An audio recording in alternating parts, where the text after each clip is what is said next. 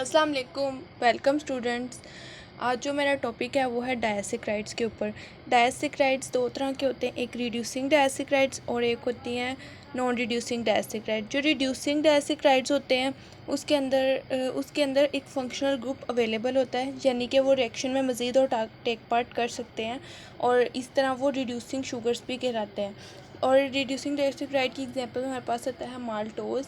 Maltose जो है वो 2 ग्लूकोज के सब यूनिट से बना होता है और इसके अंदर अल्फ़ा 1,4 लिंकेज होता है। मीन्स ये कि अल्फ़ा ग्लूकोज के 2 सब यूनिट्स हैं और 1 और 4 कार्बन पर जो जो एक ग्लूकोज के मॉलिक्यूल में 1 फर्स्ट कार्बन और दूसरे ग्लूकोज का फंक्शनल ग्रुप का 4th कार्बन एक्ट करता है और दोनों एक वाटर मॉलिक्यूल रिलीज़ करके ग्लाइकोसिडिक लिंकेज बनाता है, जिसको हम अल्फ़ा 1,4 लिंकेज कहते हैं।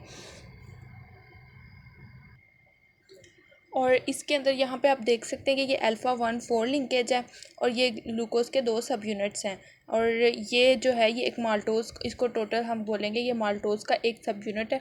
इसी तरह अगर एक और सब यूनिट यहाँ पे आके अटैच हो जाएगा तो हम इसके कहेंगे माल्टो ट्राइयोज, और इसके अलावा मज़ीद और होंगे तो हम इसको माल्टो डेक्सट्रिन्स भी कहते हैं। इसके अलावा हम माल्टोज़ को फ्रूट शुगर के नाम से भी बुलाते हैं।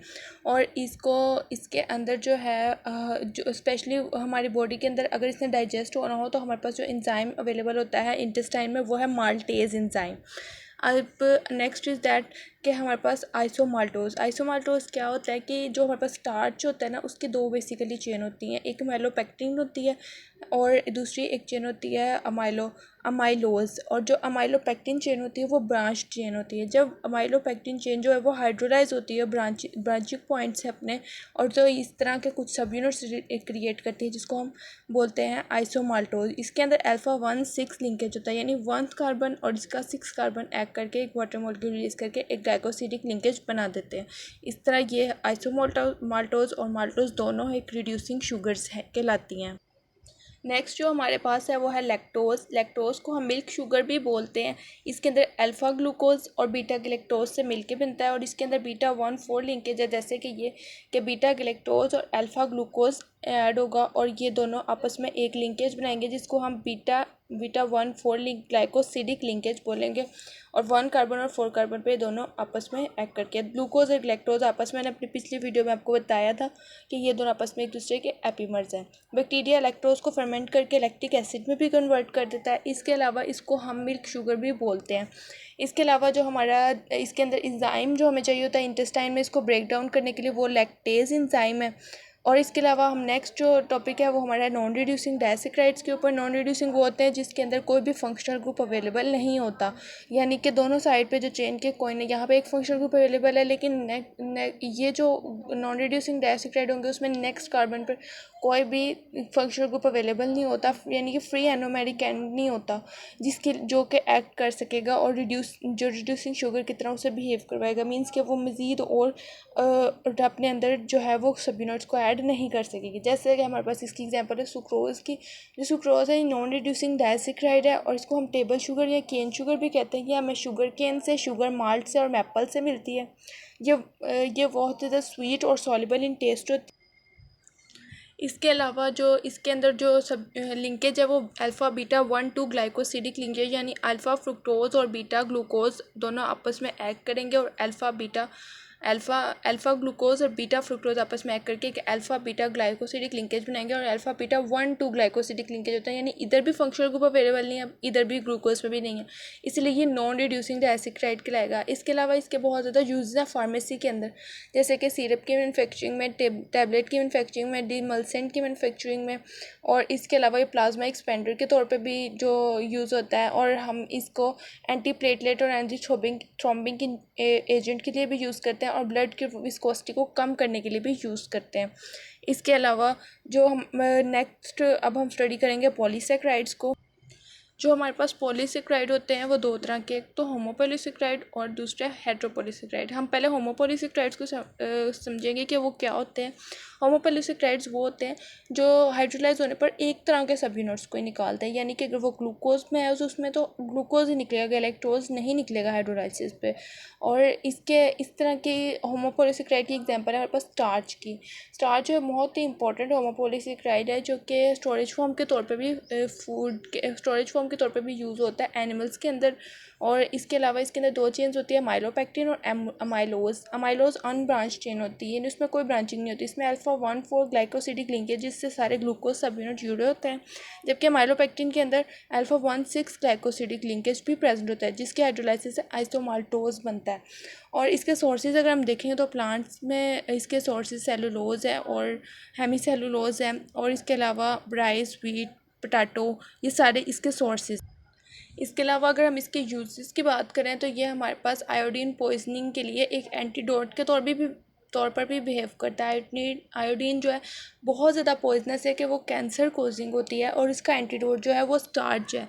और इसके अलावा ये डिमल्सेंट के तौर पे भी, प्रोटेक्टिव अब्जॉर्बेंट के तौर पे यूज़ करता है, होता है एक डाइल्यूएंट के तौर पे यूज़ होता है टैबलेट की मैन्युफैक्चरिंग के लिए। और इसके अलावा ये ग्लूकोज के, लिक्विड ग्लूकोज और माल्टोज और डेक्स्ट्रिन्स की फॉर्मेशन के लिए जो यूज़ होता है, ये एक स्टार्टिंग मटेरियल के तौर पर एक्ट करता है। अगला जो हमारा बहुत इंपॉर्टेंट होमोपॉलीसेकेराइड है वो है ग्लाइकोजन। जो ग्लाइकोजन है वो स्टोरेज फॉर्म है ग्लूकोज की। एनिमल्स के अंदर लीवर और मसल्स में हमारे स्टोर होता है ग्लाइकोजन, इसको हम एनिमल स्टार्च भी बोलते हैं। इसके अंदर भी अल्फा 1,4 और अल्फा 1,6 ग्लाइकोसिडिक लिंकेज है, लेकिन इसके अंदर और स्टार्च के अंदर जो एक मेन डिफरेंस है वो ये कि इसकी अमाइलोपेक्टिन चेन ज़्यादा ब्रांच होती है एज़ कम्पेयर टू स्टार्च। और इसके अलावा ये फास्टिंग में लिवर ग्लाइकोजन के अंदर लिवर ग्लाइकोजन जो फास्टिंग कंडीशन में ये ब्लड ग्लूकोज को मेंटेन करने के लिए भी यूज़ होता है। यानी कि अगर फास्टिंग कंडीशन में बॉडी में ग्लूकोज की लेवल कम हो रहा है तो ग्लाइकोजन के ब्रेकडाउन से ग्लूकोज बन जाएगा, और इस पाथवे को हम ग्लाइकोजिनोलाइसिस बोलते हैं, जो कि नेक्स्ट वीडियो में इंशाल्लाह आपको सारे पाथवेज बताऊँगी। अब जो नेक्स्ट है वो हम स्टडी करेंगे हेट्रोपॉलीसेकेराइड्स को। इसके अंदर एग्जांपल आती है हमारे पास एगर की। एगर जो है वो नॉन डाइजेस्टिबल होता है और ये हमारी बॉडी के अंदर इंटेस्टाइनल पेरिस्टाल्सिस को इंक्रीज़ करवाता है और लेक्सेटिव के तौर पे यूज़ होता है। इसके अलावा वेजिटेबल गम्स की एग्जांपल इसके अंदर आ जाएगी, जो कि एक फार्मास्यूटिकल प्रोडक्ट के तौर पे यूज़ होती है, कन्फेक्शनरीज़ के तौर पर एडिसिव एजेंट के लिए यूज़ होती है। और म्यूकोपॉलीसेकेराइड की बात करें तो ये भी एक हेट्रोपॉलीसेकेराइड है जो कि एनिमल ओरिजिन से हमें मिलता है, और इसके अंदर जो कार्बोहाइड्रेट इसके अंदर होता है वो हाइलुरोनिक एसिड के अलावा, कार्बोहाइड्रेट के अलावा इसके अंदर हाइलुरोनिक एसिड होता है, कॉन्ड्यूटेंट सल्फेट होता है, ब्लड ग्रुप पॉलीसेकेराइड होते हैं, सीरम म्यूकोइड्स और हेपरिन वगैरह इसके अंदर शामिल होता है सर। हाइलुरोनिक एसिड की अगर बात करें तो ये हाई कंसनट्रेशन में होता है स्किन में, जहाँ पे ये सीमेंटिक एजेंट के तौर पे यूज़ करता है, और बैक्टीरिया की जो पेनिट्रेशन है स्किन के अंदर वो उसको कम करता है और बल्कि उसको प्रिवेंट करता है, और इसके अलावा ये माइक्रो ऑर्गेनिज्म को भी स्किन के अंदर एंटर होने से रोकता है। अगर हम कॉन्ड्यूटेंट सल्फेट की बात करें तो ये कार्टिलेज के अंदर पाया जाता है प्रोटीन के कम्बिनेशन के साथ। इसके अलावा इसके अंदर जो सल्फेट बी होता है वो एक एंटीकोगुलेंट के तौर पे यूज़ होता है।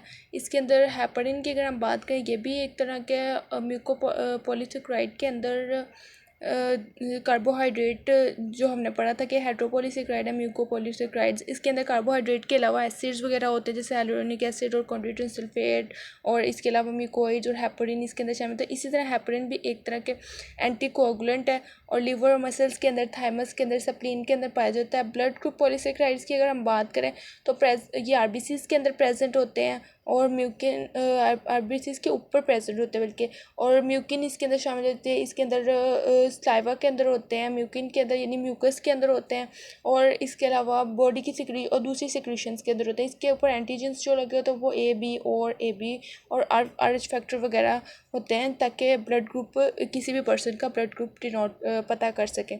तो इस तरह के और वीडियोस के लिए चैनल को लाइक और सब्सक्राइब ज़रूर कीजिएगा, और नेक्स्ट वीडियो में इंशाल्लाह ताला आप लोगों को सारे पाथवेज की स्टडी भी बताऊंगी, और जिसमें स्ट्रक्चर्स को भी हम एक्सप्लेन करेंगे ताकि पाथवे को ईजी वे में आप लोगों को बताया जा सके। इसके अलावा अगर आप लोगों को ये नोट्स की ज़रूरत है, ये नोट्स जो है ये मैंने लेनिंजर और लिपिनकोड जो कि बायोकेमिस्ट्री की बहुत इंपॉर्टेंट बुक्स हैं उनसे बनाए हैं। अगर आपको इन नोट्स की ज़रूरत है तो आप मुझे बता सकते हैं, I will share it to you.